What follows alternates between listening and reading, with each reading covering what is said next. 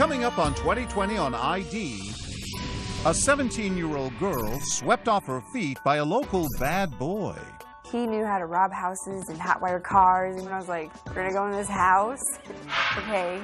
But did their cross-country joyride become a trip to the dark side? A well-known, well-liked couple is murdered in their beds. Did she commit murder to prove her love? I did not kill anybody. I promise you guys this. Or were these two men the real culprits? I had absolutely nothing to do with this. Two dead, two sets of suspects, and a lost ring that will help uncover the truth. Who is guilty? Welcome to 2020 on ID. I'm John Quinones. It was a classic case of whodunit. Who could have murdered a farm couple in cold blood as they lay sleeping in their bed? Was it a random stranger or someone closer to home? As Deborah Roberts first reported in 2010, it was a crime that shook a close-knit farming community to its core. It was one of those holidays when everything seemed right. Well, Easter Sunday was a beautiful day. We had wonderful worship service. The kind of day, says Pastor John Walker, that made you happy you lived in the tiny farming community of Murdock, Nebraska. It's definitely a Norman Rockwell type of thing. It's not just a place where you live, but it's a place where you've got your roots. That was certainly true for Sharman and Wayne Stoke, a prosperous farm couple whose family had tilled this land for generations. This couple was well-liked, well-known. Two of the kindest, most open-hearted, warm-hearted, and friendly people that you'll meet. As they watched the grandkids hunting for Easter eggs on the front lawn, did they have any thought this would be their last day alive? There was no warning. Late that night, after everyone had gone home, two people arrived at the Stokes' isolated farmhouse. They entered through a side window, navigating the confusing layout with seeming ease. They climbed the stairs to the bedroom, and then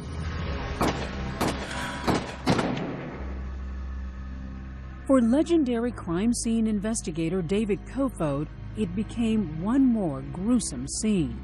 You've seen a lot of pretty bad stuff. Yes. How did this stack up? It was kind of like something out of Truman Capote's In Cold Blood. A couple in their upstairs bedroom in the middle of nowhere, Nebraska, a farmhouse, and they were brutally murdered while they were sleeping.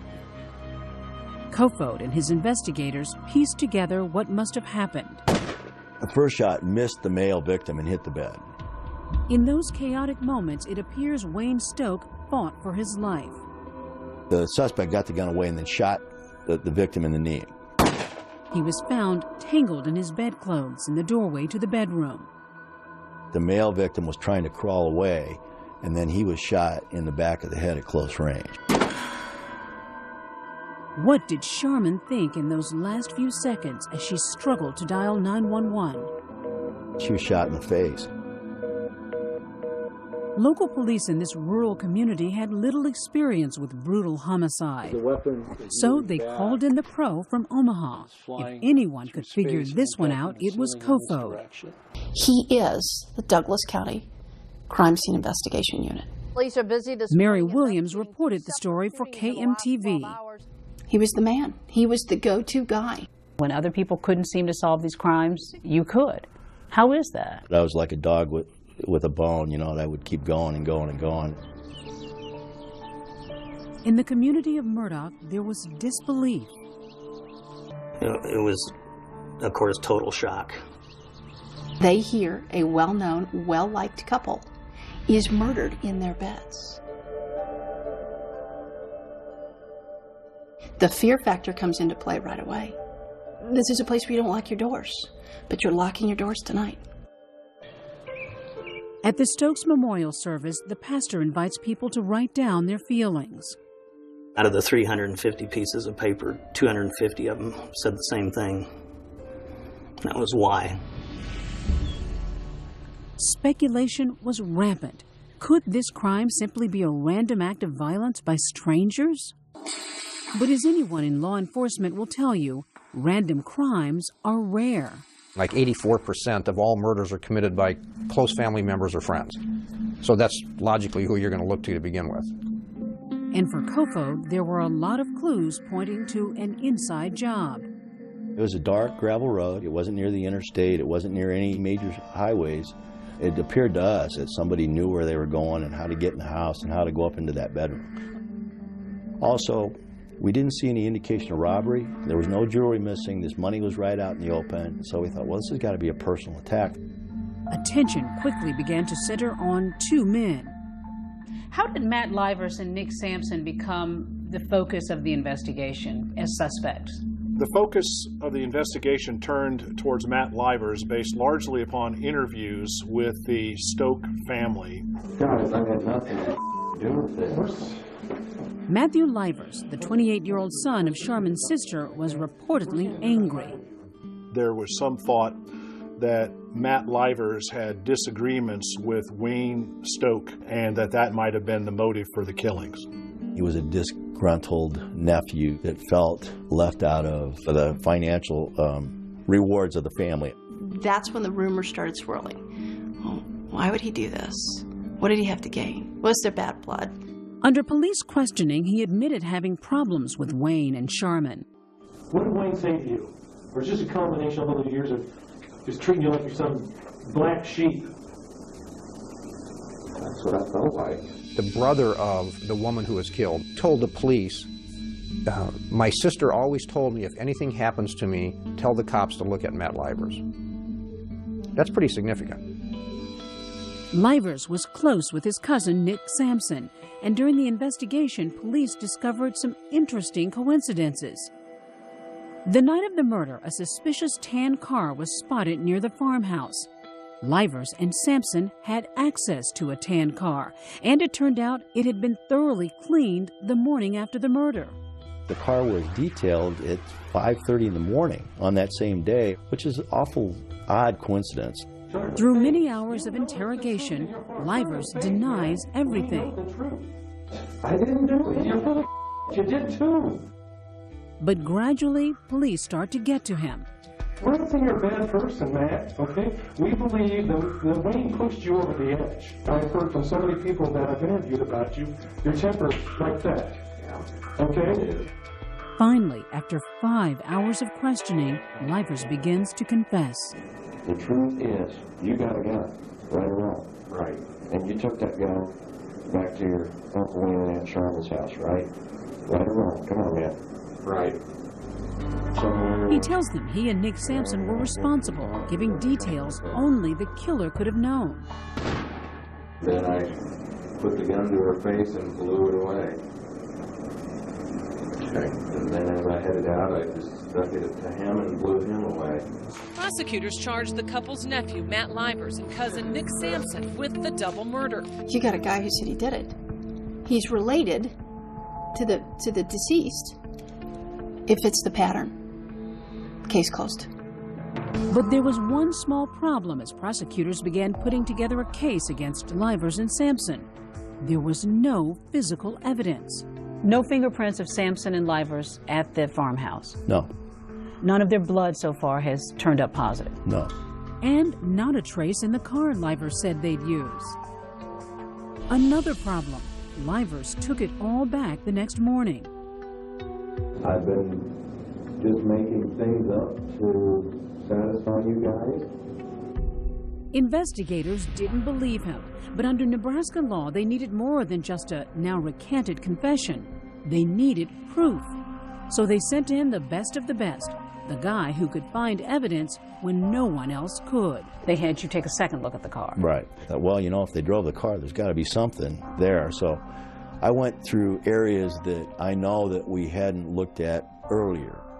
He swabbed under the steering wheel and found, lo and behold, a single tiny drop of blood. I think it ended up being 7 nanograms of DNA, which is... That's a speck. You can't see that with a microscope. When the swab came back from the lab, there was a match. It's Wayne Stock, the male victim's blood. You've got a confession, and now the evidence they were looking for to tie the bad guys to the scene of the crime. Double whammy. But a new witness was about to turn up. And what she had to say about Livers and Sampson would soon turn this case upside down.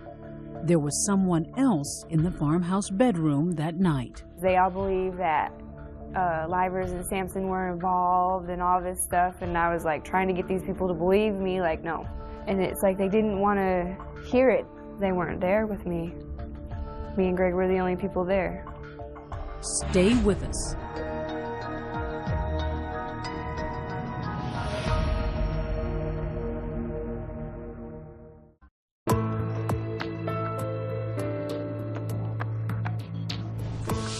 Sharman and Wayne Stoke have been found murdered in their bed. Authorities believe they know who did it. But a mysterious new piece of evidence is about to blow the case wide open. Once again, Deborah Roberts. A brutal murder followed quickly by a confession. Who was responsible for the deaths of Wayne and Sharman? I was. The case seemed all but wrapped up, but there was this one loose end, a gold ring found on the kitchen floor. You were just thinking that maybe a family member might have dropped it. At the time, it didn't seem significant. Trouble was, this ring didn't seem to belong to anyone, not to Mr. and Mrs. Stoke or any of their relatives, and not to Matt Livers and Nick Sampson, sitting in jail. The ring had an outer inscription that said, "Love always, Corey and Ryan." One of David Kofoed's bright young Douglas County investigators named Christine Gabig decided to get to the bottom of it. And you can see that the inscription is kind of unique because it's on the outside of the ring. And then this mark over here, I wondered if that would be something that would allow us to trace it. You know, it's still just good old-fashioned shoe leather police work. She looked up AAJ. There's only 2 of them in the United States. When I called, it was their last day in the office. This company had gone bankrupt, and this woman was just there cleaning out the office. She would have called the next day. They would have been gone. It took 70 phone calls, but Gabig eventually traced the ring to a Walmart in Wisconsin. She found out that the ring was bought by a girl named Corey. She bought it for her boyfriend, Ryan. So they found the boyfriend, and he said, yes, I had this ring, but it was in my truck, and my truck was stolen. Turns out the truck and ring had been stolen 2 days before the murder by a pair of teens on a joyride that began in Wisconsin and ended in Louisiana. But what had happened in between? So at this point, you're thinking, how did this ring get into a farmhouse in Nebraska? That was the thing. And more, it began to seem like the ring might have walked into the farmhouse on the finger of this girl, Jessica Reed, a 17-year-old former Wisconsin high school honors student who had picked every parent's worst nightmare of a boyfriend, Gregory Fester. He was interesting because he was different. Like, he didn't care what people thought. He was really dark. But 19-year-old Fester's attraction to the dark side was leading Jessica into uncharted territory. A multi-state crime spree she chronicled with a map and a disposable camera. He knew how to rob houses and hotwire cars and do all these crazy things that I had never really been around before, and I was like, steal a car, you know, okay. We're gonna go in this house, okay. In Wisconsin, Jessica committed her first break-in. Like, to be in somebody else's house. The adrenaline rush was crazy, like, but you're paranoid and you're like freaking out and you're just like, oh my God, and you're rushing around, and it like pumped me up a lot, you know, like it had my blood moving. The stakes were going up. In addition to the red Dodge pickup and money, they take a 12-gauge shotgun and ammunition. Oh, and a gold ring. Yeah, I wore the ring because it was pretty. We didn't know about the ring at all until all of a sudden we heard about a couple of teenagers from Wisconsin who'd gone on a crime spree. But Kofoed said detectives working the case didn't seem interested in that ring.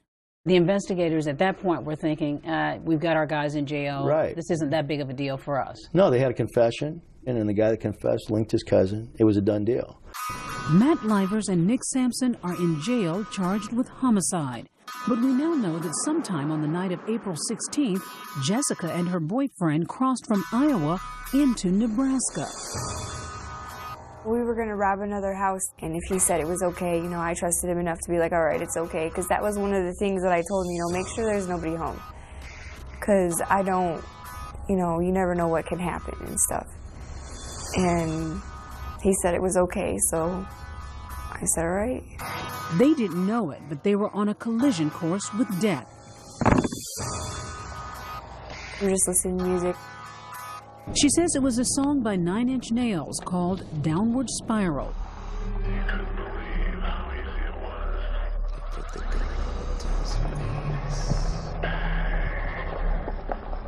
And all of a sudden he was like, this is the house. And I was like, okay.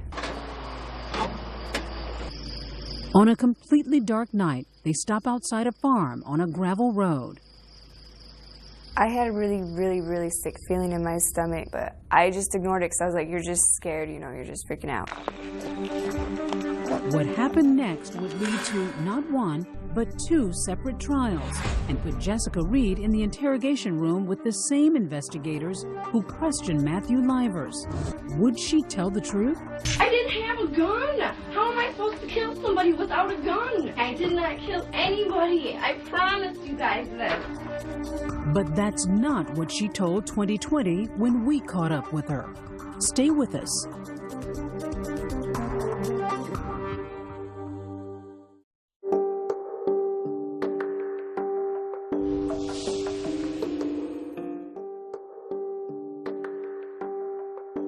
A gruesome double murder, a confession, but now the discovery of a gold ring puts two new suspects in jail, 17-year-old Jessica Reed and her boyfriend Gregory Fester.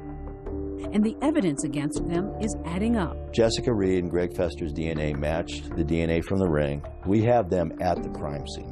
Lead CSI Kofod gives the lab results to the police detectives, but says he's a bit surprised by the reaction. Initially, they weren't real excited about it because they had their guys. Prosecutors charged the couple's nephew, Matt Livers and Nick Sampson have already been charged.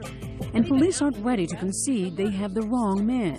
They still believe that they were somehow involved. I think maybe even to this day some of them do. In fact, when police begin questioning Jessica Reed, it quickly becomes clear they want her to say that Livers and Sampson and their tan car were at the murder scene too. I am not lying. I swear to God, I don't know any of those other people. You have a nice rest of your life. What's left of it. No, you guys, seriously, listen to me. I don't know those other people, okay? I have no idea who they were. It was me and Greg by ourselves. They were trying to convince me that Nick Sampson and Matt Livers were involved, and they'd tell me all these different stories about it, and I'd be like, but I don't remember any of that. But then her questioners upped the ante. If you don't get the death penalty, okay, you will rot in death row until you pass away. Faced with the electric chair, Jessica suddenly says she remembers Livers and Sampson. Did you meet this guy at the bar too? Was he with him at the bar? Yeah, they were together. At first I was like, no. Then they were like, we're going to kill you, you're going to get the death penalty. And I was like, okay, everybody was involved. That's what I was like. I was like, yes, I'll tell you whatever you want me to. The new police theory is that Jessica and her boyfriend met Livers and Sampson at this bar in Murdoch, and then went with them to Wayne and Sharman's house to rob it. And you followed them in this car? As much as I can remember, yeah. But after the Nebraska police leave, she asked for a private meeting with a Wisconsin detective. I don't even know what to say, Detective Rohr. You know, can you shut that door for a second? I want to tell you something. And tries to set the record straight. I don't know these other two people they're talking about. They won't want me to tell them the truth. They are not involved in it. Somebody please believe me. Please? It was hard to believe Jessica Reed entirely, because when it came to her own involvement, her story kept changing. At first, she puts it all on her boyfriend. Greg blew the guy's head up. And he shot a hole through the lady's face. Oh, he did? Really? And you didn't have nothing to do with that? What was I supposed to do? Got a letter dated 4/22/06. It's in a box of stuff with a road atlas. Yeah, I And know clothes. the box you're talking about. I know the letter you're talking about. I killed someone. He was older. I loved it. I wish I could do it all the time. If Greg doesn't watch it, I'm going to just leave one day and go do it myself. You're in a lot of trouble, young lady. And she kept a grisly keepsake from that night, a shotgun shell used in the murders. I didn't kill this guy, though. I didn't have a gun. But to 2020, Jessica Reed admits that's not entirely true. When she followed her boyfriend into the Stoke house on Easter Sunday, she says she was carrying a loaded .410 shotgun, too. Okay, I started to look around and Greg said, no, come this way. So I followed him and we went up the stairs, and that's when he had turned on that bedroom light and I seen that guy. And I told him, you know, let's do something, let's get out of here, you know. And then that's when everything had happened. She says Fester's first shot only wounded Wayne Stoke. They were fighting with the gun. It startled me and my gun went off. It's not like I purposely shot at the guy. It's just my gun went off and I thought that I hit him. 2 guns, 2 shooters. But experts agree it was Fester who fired the fatal shots, spraying the evidence that eventually led to their capture. I remember when we were driving away, I had looked down and there was blood all over me. And it was just everywhere. Though the blood washed off, Jessica says what she will never be able to get rid of is the memory of Charmin's last scream. I've never heard anybody scream like that in my life. She now says the letter she wrote came out of the complicated feelings of a 17-year-old in love with a killer. He was just okay with it, but I wasn't okay with it. I had been okay with robbing people, I had been okay with stealing cars, and I had been okay with everything. Up until that point, I was just like, whoa, that I'm not okay with. But somebody that I had been trying to get to think I was cool or approve of me pretty much or whatever, so I think in a sense that was my way of showing him, you know, I'm okay with this too, like you are. Had it not been for that ring, they might never have been caught. I didn't even realize that I had lost my ring until we were all the way in Louisiana. I think my ring just flew off when I was picking up my coat. But as Jessica Reed goes through more than 8 different interrogations, police kept coming back to the man who had confessed, Matt Livers. If somebody else was in jail, why would they have confessed to being involved in the homicide? I have no idea, because they're crazy. They couldn't. That was the stumbling block for investigators. Livers had confessed. Surely he and his cousin must be involved. And remember, police weren't just going on the confession. There was DNA evidence linking Livers and Sampson to the crime, too. The blood found in that tin car. The blood found by David Kofod. Did anybody begin to wonder about your blood specimen? Obviously, eventually they did. One of those who wondered was Special Prosecutor Clarence Mock. This was an extraordinarily bloody crime scene. It would be highly likely that the real killers would have blood on their person in some way, shape, or form. And that unless the killers are highly professional and very self-aware, killers are not going to clean the brake pads or the kick panels or other areas of the car. The investigators looking at that could not understand how it could be that David Kofod finds that speck of blood under the dash when there's no blood anyplace else. The conclusion he came to would rock the world of Nebraska law enforcement. The evidence demonstrated beyond a reasonable doubt that David Kofod planted the DNA of Wayne Stoke. When we come back, the shocking turnaround. Crime scene investigator Dave Kofod planted the victim's blood in the car. The CSI hero accused of planting evidence? Stay with us.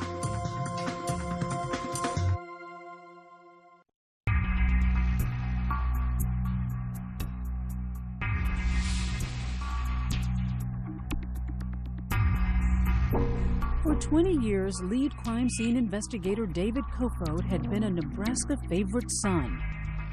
Colorful, named Mr. Nebraska twice. How did you get the title Mr. Nebraska? This is all just a saturation state. Beloved by law enforcement. Really a very dedicated person. and the media. Long before the CSI Miami and all the TV shows, long before Hollywood made it sexy, he was doing the work and explaining it to us, and we were fascinated. Almost a half inch. David Kofod was available at all hours to talk to the media.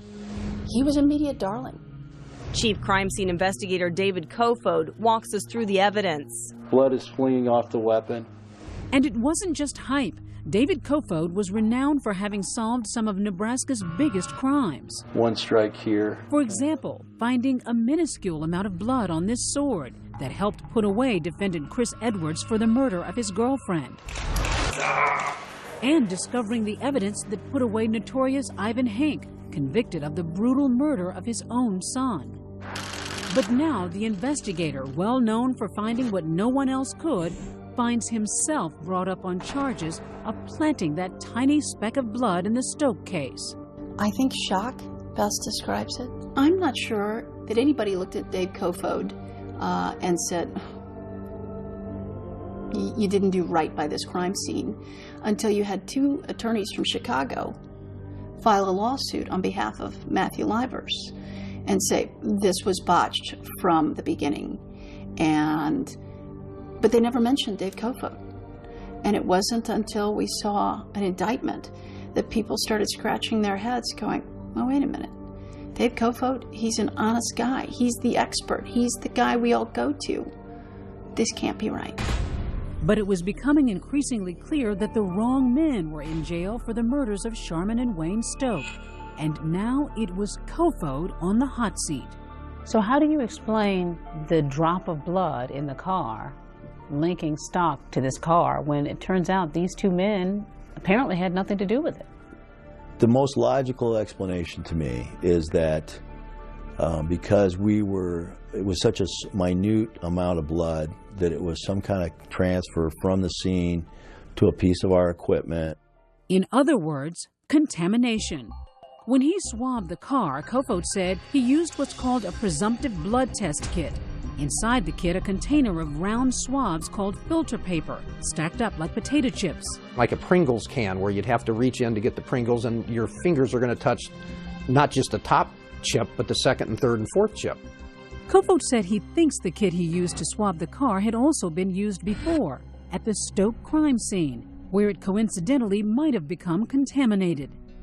But how do you explain it, though? Because you've got two other people who confessed to this crime. Right. The two men who were charged apparently had nothing to do with it, yet there's a trace of blood in the car.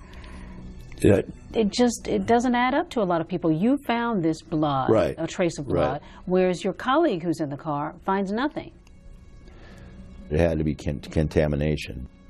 The prosecutor has a different theory. He figures this is what happened. You have two inexperienced small-town police officers. They think they've got their men, but they're in a jam. They have no evidence. So they turn to you, the guy who's the expert at all of this stuff, to get them out of the jam. If I was to plant evidence, and I didn't, but if I was to plant evidence and I wanted to do this, I would have locked those guys tight. We had all of their clothing, we had their shoes, we had a pair of Nick Sampson's jeans with a possible blood stain on them. It doesn't make any sense to me at all that we would plant evidence in somebody else's car. Yet Kofod is put on trial, first in federal court on a kind of technicality, the rather narrow charge that he falsified and misdated a report. Well, I certainly misdated my report, and that was a mistake. That's all that was a mistake. Many in law enforcement and the community backed him up. My God, a misdated report. We don't have anything more serious in this country, in this town, than a misdated report. You've got to be kidding me. He also passed a polygraph. Not once, but twice. And on September 10th of 2009, he was found not guilty. I've never seen a jury come back that quick. I think the door was still closing in the jury room when they came back out. Steve Leffler was Kofod's attorney. It's ludicrous to even say it out loud, that Dave was somehow trying to help the cops by planting this evidence. I mean, what is the motive to do that? If you were going to do something like this, someone with the type of experience that we have, they'd never be able to catch you. If this were something that he fabricated, if this were evidence that he had planted, it is the worst job I have ever seen. He had a federal trial. He walked away from that. But it's not over for Kofod. Prosecutors in Cass County decide to try him again, this time on more serious charges, having planted false evidence. I think what's ironic is that a special prosecutor who is by trade a defense attorney refuses to recognize that contamination is an issue and that can happen because it doesn't suit his purpose as a special prosecutor to recognize that. But I guarantee you that down the road, when he has a case where he's going to use the fact that this could be contamination. This is the case of State versus David Kofod. And what about Matt Livers? I had absolutely nothing to do with this. If he's innocent, why would he confess? When we come back.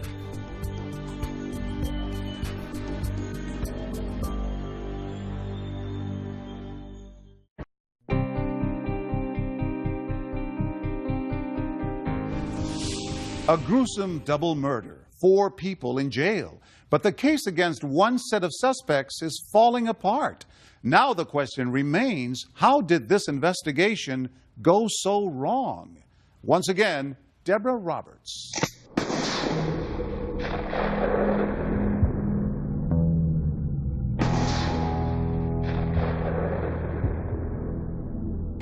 After 7 months behind bars charged with murder, Matt Livers and Nick Sampson are finally freed. I'm innocent. I had absolutely nothing to do with this.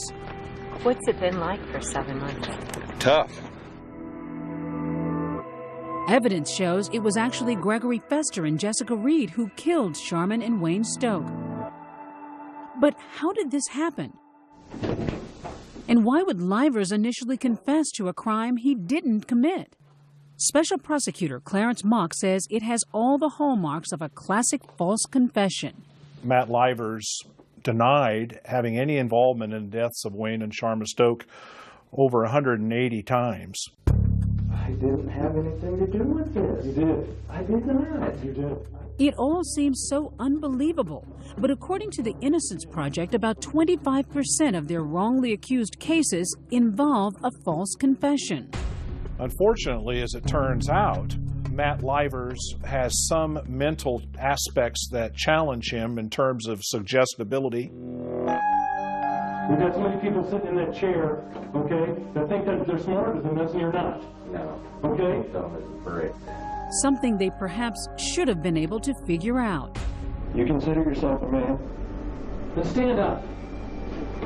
No, stand up and be a man, okay? After hours of interrogation, experts say a suggestible person eager to please authority can be led. The truth is, you got a gun. Right or wrong? Right. And you took that gun back to your Uncle Wayne and Aunt Sharma's house, right? Right or wrong? Come on, man. Right. And you walked upstairs in their house after hours. Right or wrong? Right. But how to explain the specific details of Livers' confession? Where'd you try to hit him when you fired that first shot? The knee?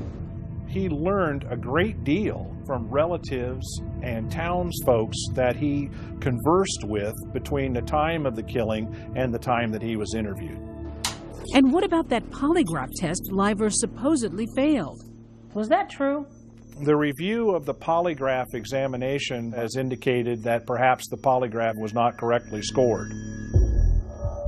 But remember, in the months that followed, police also had what they thought was incontrovertible DNA proof that Livers and Sampson were involved. That tiny speck of blood found in their car. Which brings us back to David Kofod, now on trial for the second time in Cass County, Nebraska, for planting the blood evidence. Once the evidence started playing out in Cass County, then you started seeing more people look at the evidence and say, he says he's innocent, but on paper some of these things don't add up. You definitely had opposing camps there. Still do. It's cross-contamination. Defense attorney Steve Leffler argued it was a simple case of accidental contamination, nothing more. If Dave was this mastermind criminal, first of all, he would have planted it on a piece of evidence that would have directly tied Livers and Sampson to the scene. He had access to articles of clothing from these two men. Why wouldn't he have planted serious evidence and really made sure he got the guys as opposed to a tiny speck?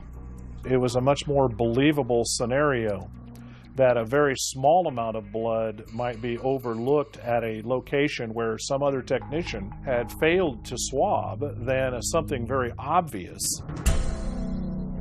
There was also a ring that was found. Leffler also argued that Kofod was the guy who authorized Christine Gabick to track down the ring.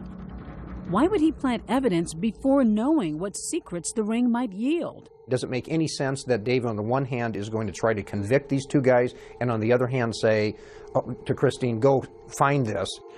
I want to hone in on the issue of whether or not there was an accidental contamination. But Special Prosecutor Mock says contamination was highly unlikely because there would have been no reason to use a test kit designed to find blood at a crime scene literally covered in blood. There wasn't any need to figure out whether it was blood. It was obvious that there was blood. Don Bays disputes that. He was one of the investigators at the scene that day. Why would we do sampling and testing on the obvious? Because it's part of the checklist, I think. You're going to dust for fingerprints, you're going to look for shoe prints, and if you've got blood, you're going to test it. But at trial, Bays could not say for certain that the test was used at the Stoke crime scene. Still, why would Kofod risk his 20-year career to help the police's case?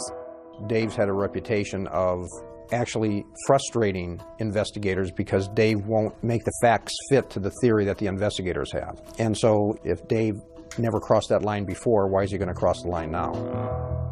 Yet some were saying he had already crossed that line. Say hi. Tell us about the Ivan Hank case. Well, the Ivan Hank case was a tragic murder of a young boy by his father, Ivan Hank. Say goodbye now. Bye. Mom wakes up, can't find her little boy. And as a parent, crushing. And then you start realizing the facts. And the facts in the case were bloody garage and no body. And they knew right away that little boy was gone. In a case with eerie parallels to the Stoke murder, Ivan Hank made a dramatic confession to the murder of his own son, Brandon, right on camera. Brandon was an anti-Christ. It seemed crystal clear to police that he was guilty. But again, there was no evidence. They looked everywhere to find the body of that little boy. Never turned up.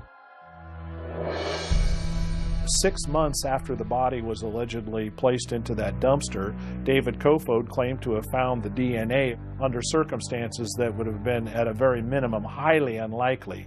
And lo and behold, a speck of blood is found in a dumpster. Sometime after the confession, sometime after the crime scene. Again, confession, blood evidence. As far as Clarence Mock is concerned, Kofod's psychological motivation was clear: the need to be a hero.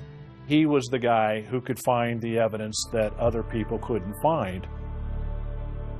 So now there are other cases where folks are going back and looking at them. There's a whole bunch of them. And I think they should look at every single one of them. I have no problem with that. Does this happen in the world, the CSI world, planting evidence? It does happen, yes. It has happened. Maybe this makes sense in the world that you live in. Why not just place a little dot of something on the scene to solve the crime? But it didn't solve the crime. If you talk to those who believe he did it, I don't think they will tell you he did it because he wanted to be malicious.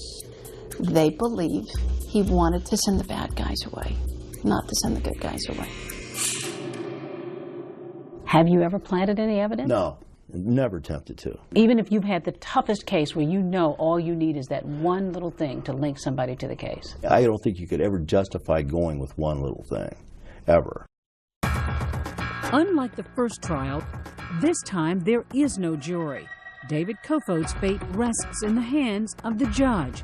The state has met its burden of proof and has established beyond a reasonable doubt that the defendant is guilty of the crime as charged, count one, tampering with physical evidence. For a divided Nebraska, strong emotions on all sides, including Kofoed's boss. The men and women at the Douglas County Sheriff's Office hold our heads high and proud. So what more can you take from him? You know, you've taken his dignity, his home, his car. He's destitute. For Kofoed, whose career had already been ruined by the allegations, resignation. I don't know if I was shocked as much as disappointed. 2020 sat down with him just 9 days before his sentencing. So now you're staring at jail time. Oh, I'm convinced that I'll get jail time, but I'm also going to appeal it. I don't see the difference with what the testimony was in both trials. I don't see the evidence was the same to me. The emphasis on the first trial was that I intentionally falsified, manufactured a report. What's the difference between that and intentionally manufacturing evidence? It's both the same thing. Maybe it's a technical, I don't know the difference between the two. In fact, I didn't see any difference in the two trials as far as evidence that went before a judge or the jury. He maintains he didn't do it, and he will go to his grave maintaining he didn't do it. One of the things I fear most in my career is when I represent somebody who's truly innocent. I think that if Dave goes to jail, an innocent man's going to jail. On June 1st, 2010, Kofoed began serving a 20-month to 4-year sentence. He plans to appeal. But as the reverberations from the case begin, the civil lawsuits for police misconduct, the re-examination of other cases Kofoed was involved in, what everyone agrees on is how precarious justice sometimes can be. But for the finding of the ring, Livers and Sampson may very well be on death row right now. Jessica Reed and her boyfriend, Gregory Fester, are serving life sentences. And for her, an impressionable 17-year-old who followed the boy she loved into a farmhouse that night, there can be no atonement. I'm glad that they found that ring. I think about what happened a lot, and like, I've accepted my life sentence. I mean, I get really frustrated with being here sometimes, like, I'm sick of these people telling me what to do, but the one thing that I haven't been able to accept yet is what happened. Everybody's like, well, if God forgives you, you should forgive yourself, but it's not that easy. I had no right being in that house. As of 2014, Jessica Reed and Greg Fester have been unsuccessful in their appeals. Matthew Livers and Nicholas Sampson reached settlements with Nebraska authorities on their civil rights claims and were awarded judgments against David Kofoed. Ivan Hank and Christopher Edwards are also accusing Kofoed of planting evidence in their cases, but so far have failed in having their convictions overturned. David Kofoed, meanwhile, was unsuccessful in his appeal and served 18 months in prison. I'm John Quinones. Join us next time for another edition of 2020 on ID.